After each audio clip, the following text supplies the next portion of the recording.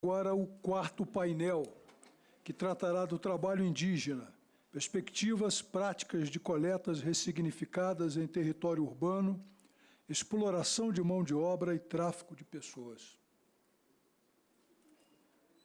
Para compor a mesa, chamo a doutora Débora Duprá, Procuradora Federal dos Direitos do Cidadão, à minha direita.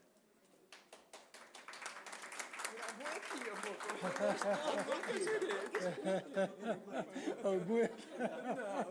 Não, por favor. Agora que eu me... Foi só uma brincadeira. Doutora Thaís Dumê Faria, advogada, mestre e doutora em Direito pela UNB, oficial técnica em Princípios e Direitos Fundamentais do Trabalho da Organização Internacional do Trabalho. Obrigado, doutora Thaís, pelo seu comparecimento. Doutor Luiz Antônio Camargo de Mello, subprocurador-geral do Trabalho, professor do Instituto de Educação Superior de Brasília e dessa Escola Superior do Ministério Público da União. Foi procurador-geral do Trabalho. Muito obrigado pela sua presença. Doutora Márcia Anita Sprandel, com formação em História pelo Instituto de Filosofia e Ciências Sociais da Universidade Federal do Rio de Janeiro, IFIX, famoso IFIX, mestre e doutor em Antropologia pelo Museu Nacional e pela Universidade de Brasília, integra o Comitê de Migrações e Deslocamentos da Associação Brasileira de Antropologia, assessora técnica no Senado Federal e consultora da Organização Internacional do Trabalho. Muito obrigado, doutora. Já verificaram todos que os painéis têm uma íntima conexão. No painel anterior, verificaram que foi falado dos modos de adaptação dos varal em relação ao ambiente urbano ao qual levados, os guarani transfronteiriços, a dificuldade com a documentação, o trabalho exercido nas lavouras de eucalipto e o trabalho escravo, inclusive, em lavouras de plantação de cannabis sativa. E esse regime de escravidão é, de certa forma, muito facilitado pela invisibilidade desses povos. Os contextos urbanos pouco explorados também pela FUNAI e as estratégias de sobrevivência desses povos em relação tanto ao ambiente rural quanto ao ambiente urbano. É o que os nossos ilustres debatedores melhor demonstrarão aos senhores nas suas narrativas. Abro, então, os trabalhos com a doutora Débora Duprá, Procuradora Federal dos Direitos do Cidadão. Muito obrigado, doutora. Pode dar início à sua fala. Obrigada, Rogério. Boa noite a todas. Enfim, sem nenhum demérito aos homens, mas essa captura da gramática para que nós não sejamos a expressão do universal, mas sejamos a expressão do múltiplo e daqueles que, enfim, se rebelam contra a dominação.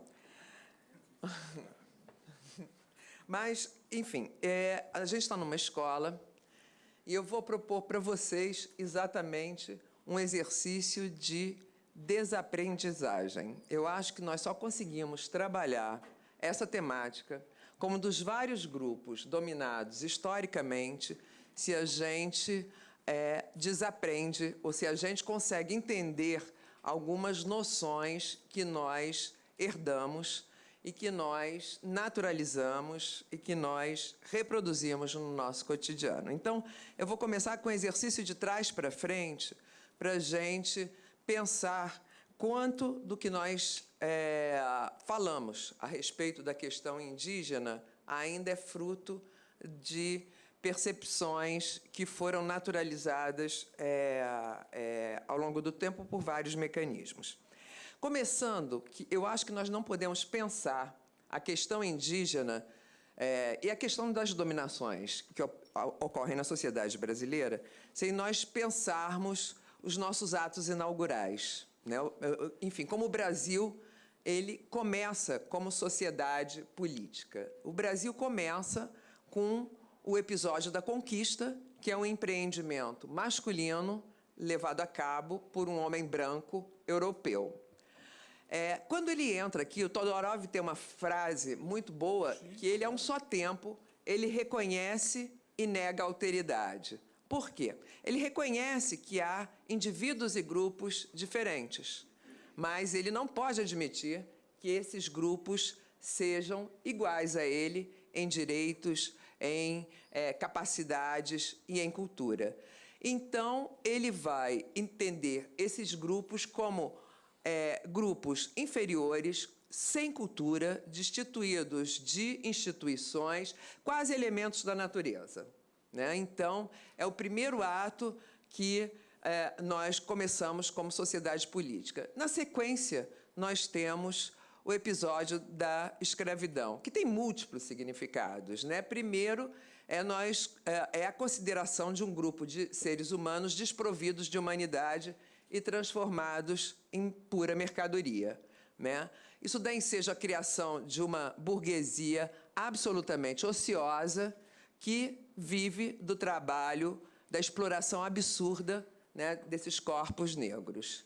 Depois nós temos a organização territorial desse país, que se dá por meio do regime das Seis Marias, né, o que significa dividir esse país em poucas famílias, né? Então, essa concepção, esse ato inaugural, ele vai ser reforçado depois pela própria arquitetura dos Estados nacionais, né, que, fortes naquele princípio da homogeneidade, vão ter que construir um sujeito de direito, né? E esse sujeito de direito, aqui e no mundo ocidental, vai ser o mesmo sujeito de direito que colonizou, escravizou e se apropriou de territórios alheios e dominou territorialmente os países. Então, é um direito que se assenta no homem masculino, branco, proprietário, né, poderoso, enfim.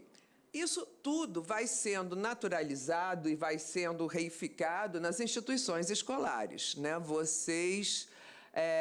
Eu acho que todo mundo se recorda, as pessoas, pelo menos da minha idade, se recordam de como eram os livros escolares, né? Como eram retratados os povos indígenas. Pessoas que estavam num passado e portando arco e flecha e, enfim, numa relação absolutamente simbiótica com a natureza, eram seres da natureza. A população negra, vocês se recordam que até pouco tempo, eu acho que até hoje, eu não sei, mas era distribuído nas bibliotecas escolares caçadas de Pedrinho, né? Caçadas de Pedrinho, tia Anastácia era chamada carinhosamente de macaca, né? E aí nós temos os outros papéis que vão sendo reificados ao longo do tempo, né? A mulher que fica em casa, o espaço dela é o doméstico, o homem que sai para trabalhar é o dono da razão pública, e as cidades, como são criadas, né? Um centro que tem as suas margens como local de perigo, isso no campo e na cidade, né? Então, são populações que são a um só tempo, no campo e na cidade, colocadas intencionalmente nas margens e tidas como perigosas, né? Então, essa visão do negro que ataca sexualmente mulheres brancas, do indígena que porta em si um perigo porque tem a força da natureza, né? Isso tudo nós herdamos das instituições escolares. Mas esse é um aspecto da questão. A outra questão é que, além de nós termos herdado visões naturalizadas, nós também herdamos um direito que se organizou trabalhando, para facilitar as coisas aqui, trabalhando com categorias muito simples, né? E, portanto, estabelecendo regras que serviam para homogeneizar e, portanto, nós temos a compreensão do direito, por exemplo, que você protege todas as crianças impedindo matrimônios precoces, que você protege o trabalho com regras muito específicas de idade de acesso, de capacidade de realizar aqueles trabalhos. Enfim, nós temos várias categorias que vão sendo homogeneizadoramente aplicada como se essa sociedade fosse uma sociedade absolutamente uniforme, em que todas as regras fossem de aplicação também uniforme. E aí vem essa Constituição fantástica, né, que a gente tem que defender o tempo todo, porque ela é ameaçada todos os dias, e ela reconhece pela primeira vez essa multiplicidade de sujeitos de direito, até então ignorados. Eu sempre afirmo, é a primeira Constituição que inaugura uma sociedade de direitos, porque nós só temos uma sociedade de direitos quando todas as pessoas têm direitos, né? Até então, nós tínhamos uma sociedade de privilégios. Muito se falou aqui que os indígenas, os povos indígenas, eram tutelados, eram considerados seres incapazes de instituir suas próprias regras, de dominar o seu próprio destino e, portanto, tinham que ter essa ajuda de alguém. Nós, mulheres, né, éramos relativamente incapazes, tínhamos que depender de um marido para assinar um contrato de trabalho até mais do que meados do século passado. Então, todas as regras elas foram feitas como regras homogêneas, com algumas categorias de sujeitos com menos direitos, porque menos capazes. E aí eu disse, da Constituição, estou indo e voltando, que eu estou, enfim, com fome.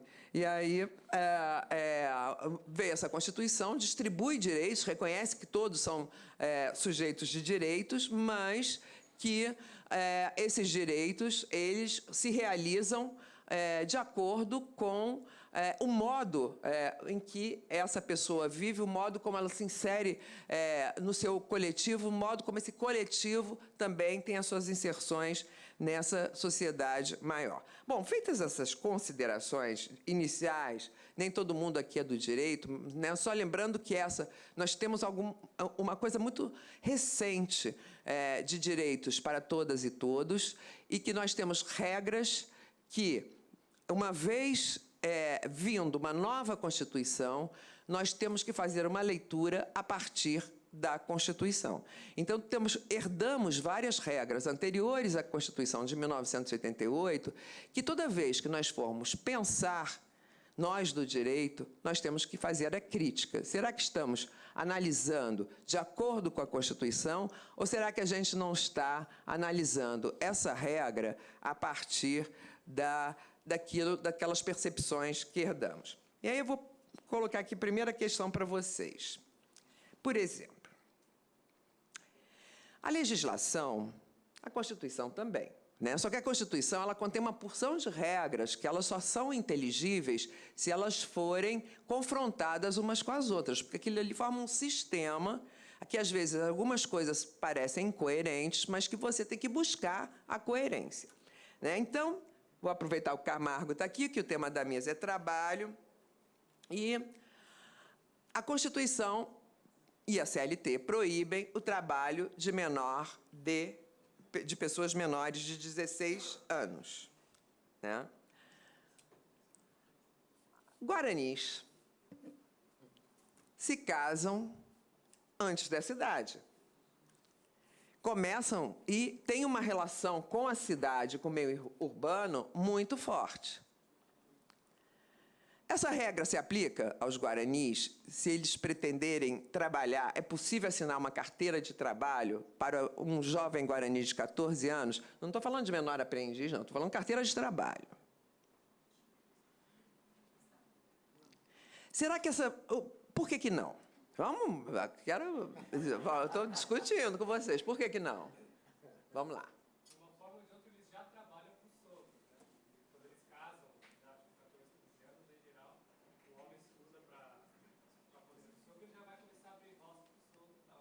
Sim, mas se nessas relações que se estabelecem com o meio urbano, ele quer começar a trabalhar. Vou trazer um caso concreto. O governo... Não, usina de álcool aí já é demais, mas vamos fazer outra coisa. Não quero...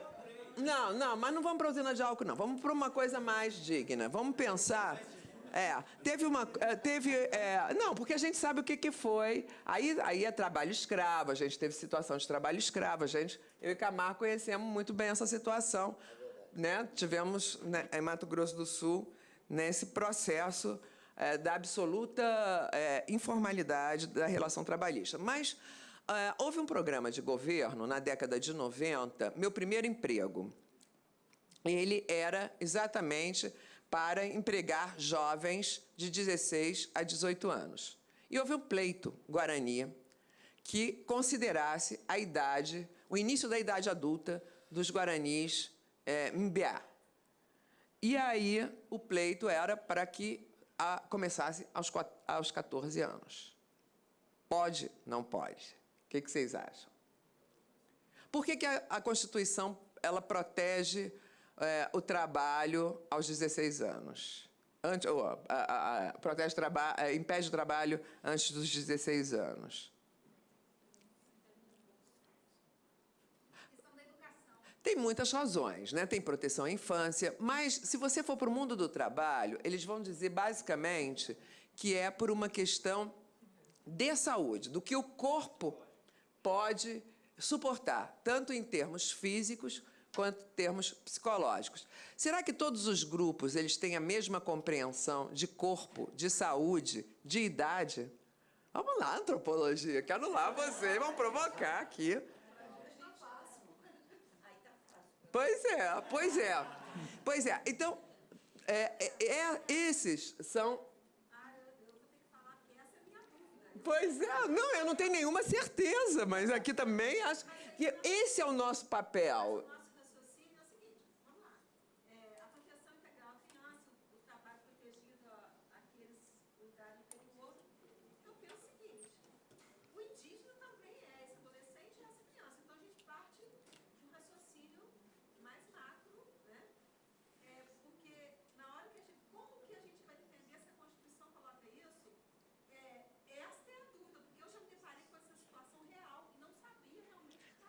Vamos continuar. Sim. Pois é, porque são coisas que eu acho que a gente vai ter que pensar junto, né? Por exemplo, trabalho infantil, a criança, né, que sai com o pai para pescar e passa o dia inteiro pescando, é uma atividade econômica? E se for uma atividade econômica? Se ele for o encarregado de fazer a pesca para servir a uma quantidade maior de pessoas dentro daquela comunidade? É trabalho infantil?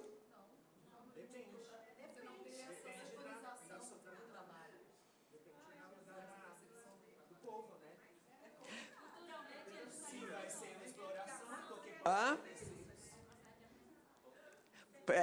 Vai falar alto, isso é super interessante.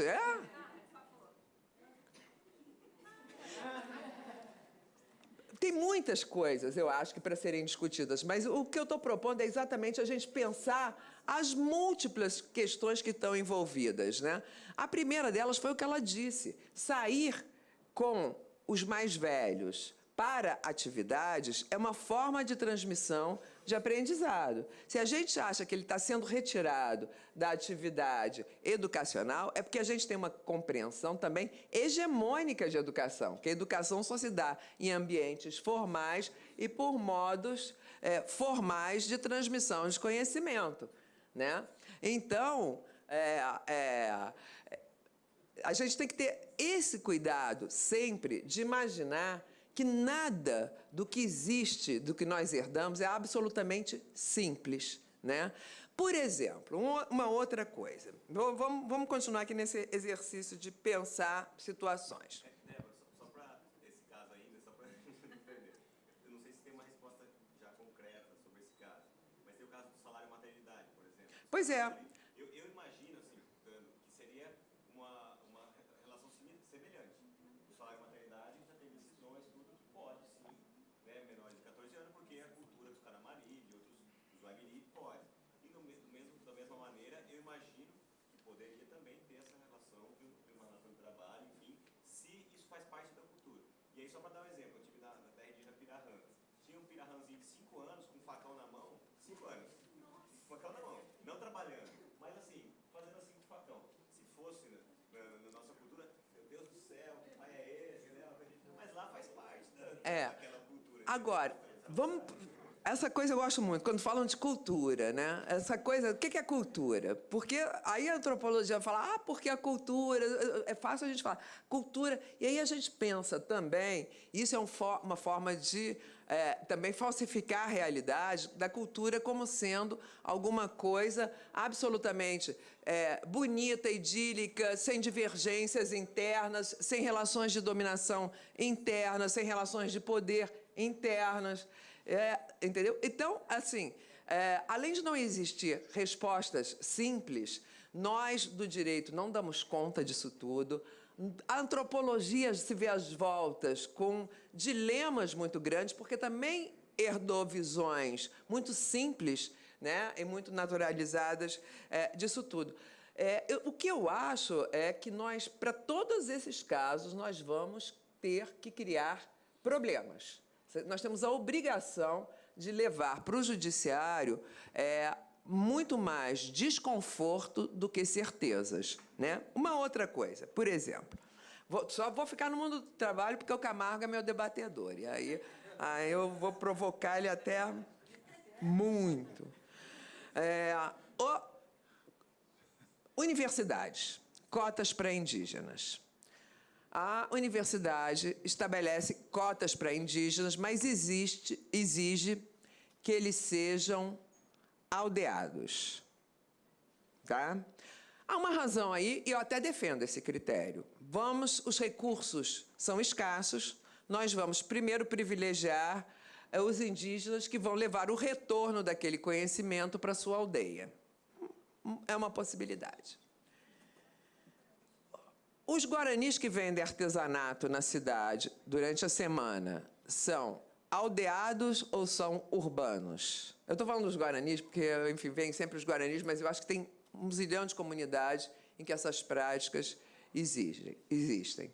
Não a do Davi, porque o Davi ele está longe, ele só viaja de avião.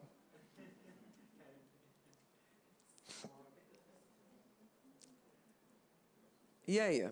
Tem direito à cota? É urbano ou é aldeado?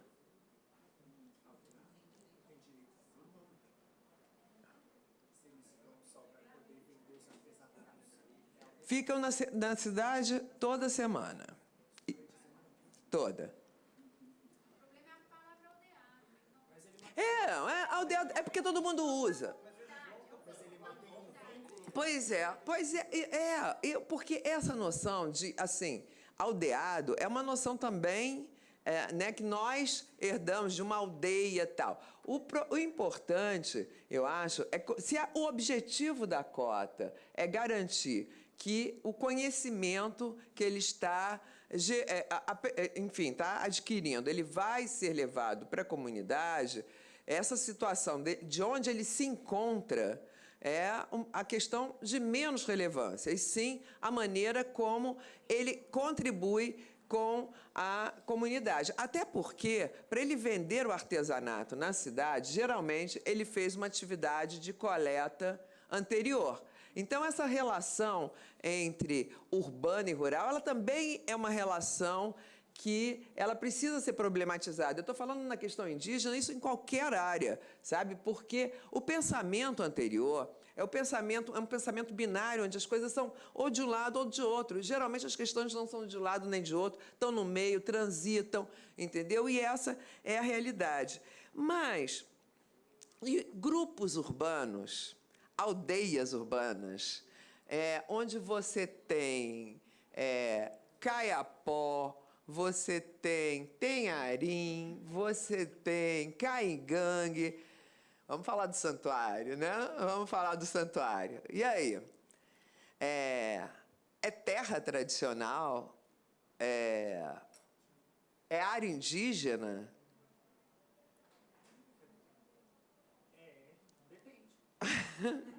Depende. Se ali eles estiverem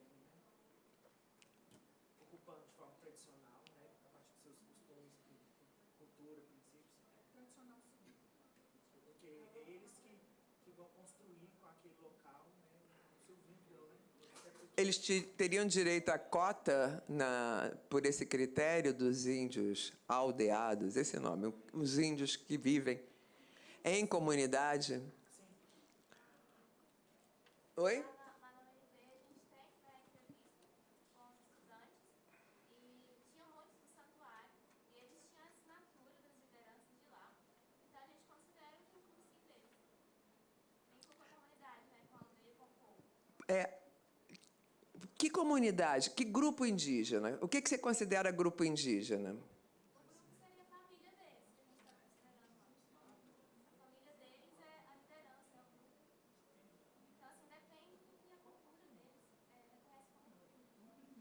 Tá, então vocês concordam que grupos urbanos que acumulam povos vindos de vários outros grupos maiores constituem aldeias urbanas, merecem ter sua territorialidade reconhecida e suas áreas demarcadas?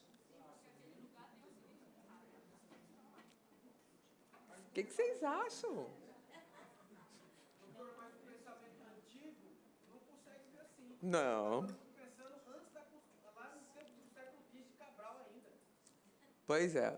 Mas isso é uma grande confusão, né? O índio selvagem.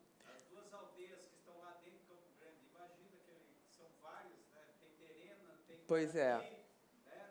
né, Camargo? Aquelas duas aldeias urbanas lá de Campo Grande. Ainda tem um marco temporal, né? Para trabalhar tudo, né? Porque se passou dele, não tem mais reconhecimento, né? Então, o Novo Santuário não tem reconhecimento porque não estavam lá, né? Só que eles estavam lá, né? O pior é isso. Estavam antes, estavam durante, estavam depois. Eles tentam justificar de todo jeito, né? É complicado. A outra coisa é a questão, ainda, a última questão que eu vou trazer para vocês. Contrato de trabalho. Faz um contrato de trabalho e bota na carteira um nome. Né? Esse contrato de trabalho foi feito quando tinha 18 anos. Aí chega um dia na carteira e falou, num dia no trabalho, fala assim, meu nome mudou. É possível fazer o registro? Deixa eu simplificar. Vários grupos têm rituais em determinadas passagens de aniversário, de idade. Né? Então, eu conheço um grupo, por exemplo, que há trocas em que a pessoa que está passando pelo ritual assume o nome do avô, né? O avô assume o nome do pai, o pai assume o nome... Enfim, e há umas trocas de nome. Como é que fica o registro civil? Como é que fica essa carteira de trabalho? Muda, não muda? Vale, não vale? Tem direito à mudança? E a lei do registro civil? Por exemplo, eu, para ter a cidadania italiana, tive que corrigir o registro civil da minha mãe, porque faltava Becara com 2C, para ficar tudo igual. Você entra, o juiz mudou. E aí tem lá... Mas aí é uma retificação, né? Mas Oi? Não é o caso da mudança. E por que não poderia ser uma mudança de nome com essa justificativa? Se o juiz autorizou a retificação... Vocês lembram como aconteceu, o que aconteceu com os nomes indígenas antes da Constituição de 88? Primeiro, era impossível o registro, né? Porque eram considerados nomes indignos. Depois, quando alguns povos começaram a desenvolver a escrita, povos que não tinham, Davi passou por isso. Né? A grafia não era reconhecida e havia o registro de nomes que não correspondiam ao nome que eles próprios tinham se dado. Mas agora isso tudo é possível registrar, é possível... Mas a troca de nome? Os sistemas gerais do Estado, eles têm que se adaptar aos seus usuários, e não os usuários se adaptarem ao sistema. Que história é essa que não pode mudar? Claro, quem diz não somos nós a eles. Agora, nós podemos reformular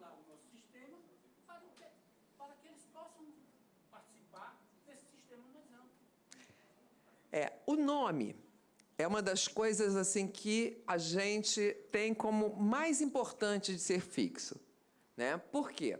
Porque o nome vai acompanhar, o nome é que vai dar informação de quem você é ao longo de uma trajetória, né? Vai falar, enfim, das doenças que você teve, vai falar dos lugares por onde você andou, das escolas que você frequentou, vai falar dos crimes que você cometeu. E aí eu continuo com a pergunta. E aí, muda? É possível mudar?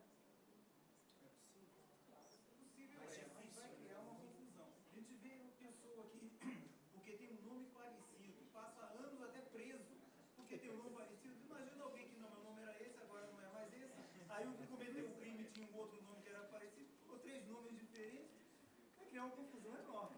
Vocês viram por acaso o julgamento do Supremo Tribunal Federal a respeito do registro civil das pessoas trans? E o que o Supremo disse? O Supremo disse o seguinte: pode.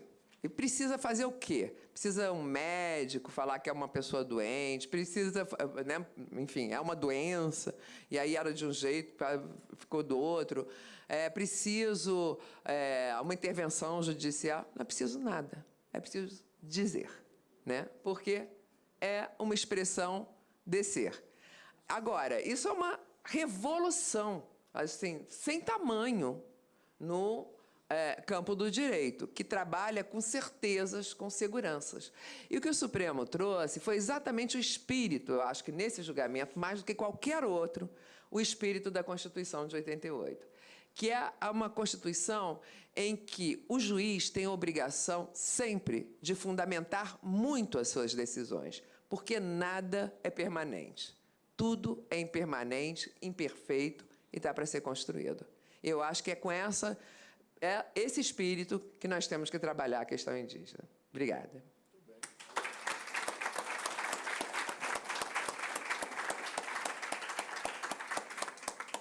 Obrigado, doutora Débora. Eu sempre aprendo demais nessas palestras.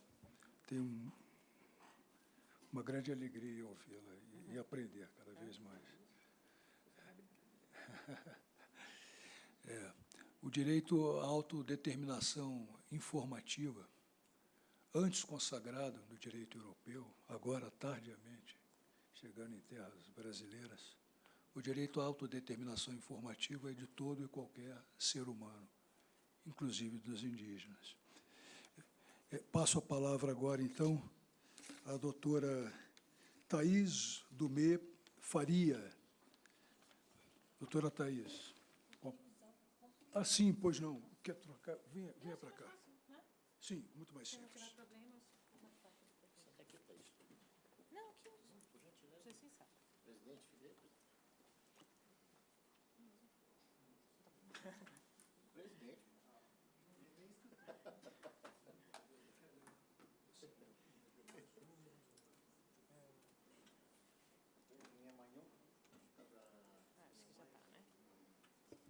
Bom, muito boa noite a todas as pessoas presentes. É uma honra muito grande e um desafio imenso falar sobre esse tema nessa mesa, uma mesa que eu admiro muitíssimo. Depois de uma fala como essa, com tantas perguntas, questionamentos, eu anotei 1000 outras perguntas e questionamentos que a gente segue tendo. Mas é esse o espírito, né, de debater um tema como esse, numa mesa não indígena, falando sobre o tema de pessoas com indígenas, então é uma responsabilidade ainda muito maior. E é nesse papel que eu vou falar hoje, no papel de quem defende direitos humanos. E direitos humanos significa garantia de direito para todas as pessoas, respeitando a sua história, a sua particularidade, a sua opinião e as suas vontades. É esse o lugar que eu vou falar e é desse lugar que eu falo da Convenção 69 da OIT, que é um elemento central na discussão da temática.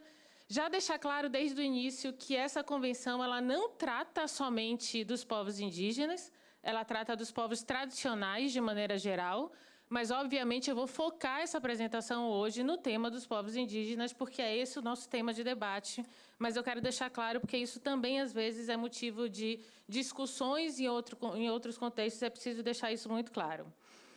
Essa convenção, já vou passar porque ela ficou... A OIT tem um histórico um pouco antigo. A OIT, para quem não sabe, ela foi fundada em 1919. Ela é anterior às próprias Nações Unidas, então ela se incorporou à ONU depois da existência da ONU.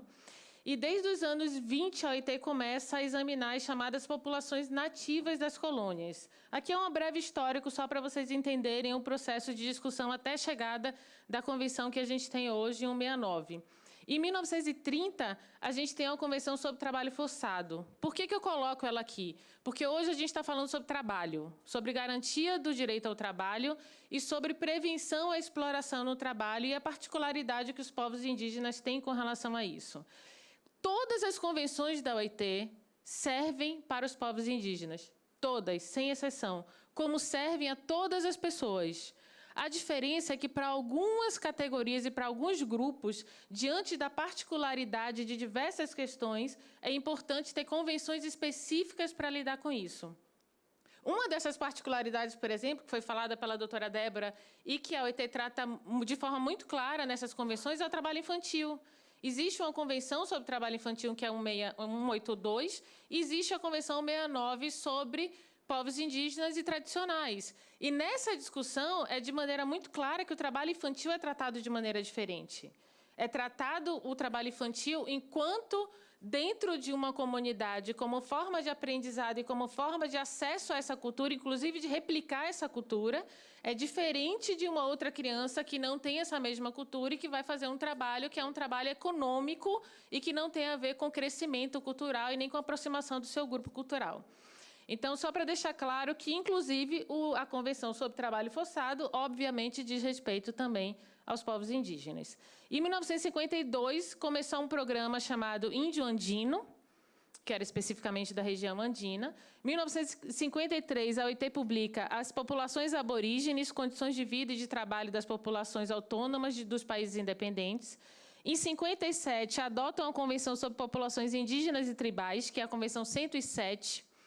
Essa convenção ela recebeu uma série de críticas, sobretudo por se achar que ela fomentava muito a assimilação, o que era algo que, obviamente, não era o objetivo de uma convenção, muito pelo contrário, era proteger o direito ao fortalecimento dessa cultura e, ao mesmo tempo, garantir que essas pessoas não fossem vítimas de nenhuma exploração e tivessem direito a um trabalho decente dentro do que se reconhece como cultura de cada grupo. É impossível você generalizar, né? O grupo humano, nós, seres humanos, não somos iguais, e ainda bem que não somos e não vamos ser nunca. Então, eventualmente, você tem convenções e legislações que têm que ser para um coletivo, mas é preciso ter um olhar muito diferenciado para não cometer injustiças. Porque essa igualdade sem olhar para as diferenças é algo que você acaba fatalmente por entrar no campo da injustiça de maneira muito forte. Então, esse processo foi revisado. Essa convenção ela foi substituída pela Convenção 69, que é a convenção atual, que ela existe desde 1989. Aqui eu tinha colocado rapidamente... Não está passando lá, né? Em nenhum deles. Ah, então eu só estou lendo e vocês não estão vendo? Que coisa mais triste. Esse aqui, ó, esse aparato aqui não é... Eu tenho que... É que eu... De manhã também aconteceu a mesma coisa. Não, porque é triste eu falar e vocês não verem. Se você me ensinar, eu te ajudo, mas eu não sei. Apagou ou voltou? Olha só. Muito obrigada. Não, aqui até vou até mais fácil. Pronto. Fica mais bonitinho assim. Aqui, rapidamente, a gente está numa fase da Agenda 2030, onde a gente tem os Objetivos de Desenvolvimento Sustentáveis. Uma das premissas maiores dessa Agenda 2030 é a frase "ninguém será deixado para trás". Essa frase significa claramente que a prioridade tem que ser dada para quem já está para trás, né? Porque nós já temos uma sociedade absolutamente desigual, absolutamente segregatória, que isso tem uma origem histórica muito clara. A gente não vai ter tempo para discutir isso, mas eu concordo absolutamente que você só consegue rever o presente quando você entende o passado, porque senão a gente repete verdades como se elas fossem verdades naturais, e a gente tem hoje verdades do tipo: determinadas pessoas são superiores às outras, são mais inteligentes, né? nós, dos povos tropicais, somos menos inteligentes, como a gente tinha a teoria de Lombroso, positivista, que dizia que existia uma categoria de pessoas mais evoluídas, os brancos, os mestiços, os negros e os índios, no final, que eram os mais selvagens, menos evoluídos e menos capazes de aprender. Isso era ciência. Isso era colocado, publicado e legitimado como ciência. E o que a gente vive hoje no mundo excludente é resquício dessa suposta ciência que a gente ainda traz como natural. Então, se não se observar o passado e olhar por que essa ciência foi construída, porque tinha um motivo e uma razão pela qual ela foi construída, as ciências também servem politicamente para uma série de coisas, então elas também são utilizadas para fortalecer uma série de argumentos, e foi isso que